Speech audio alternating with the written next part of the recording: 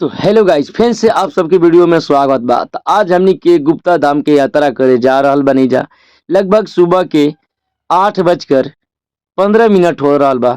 तो अभी देखी सभी बम भक्त लोग के साथे हमनी के एंजॉय करके अभी रास्ता में हमनी के सफर करते समय अभी हमनी के बहुत काफी समय लागी जाए में।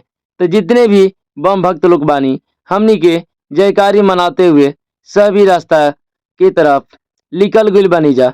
और देख सकत बानी कि कितना बम भक्त लोग कष्ट करके बाबा धाम गुप्ता धाम बाबा के नगरी में शंकर जी भी भोलेनाथ भी हम लोग जानी जा।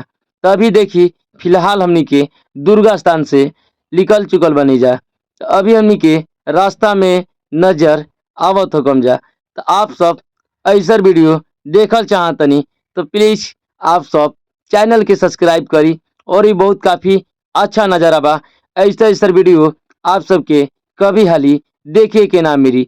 साल में एक बार गुप्ता धाम बाबा की नगरी बहुत सारा भक्त लोग जाई ना घूमे फिरे बाबा के दर्शन करे। तो हमनी के थकला के बाद रेस्ट कर लगनी ही जा और सारा बम भक्त लोग जाए लगनी ही। तो आप सब भी घूमल चाहतनी तो बाबा की नगरी में आई बहुत सारा आप सबके मनोकामना पूरा होई। और देखते देखते जहे तहे लिट्टी भी आड़ा बोझाए लगल हा। तो हमनी को कुछ ही समय के बाद सुतला के बाद और एंजॉय कैला के बाद सोचते सोचते दिन बीतत गइला। तो एगो कहता ना रे भाई, आज हमनी के बिना खैले ना सुतल जाई।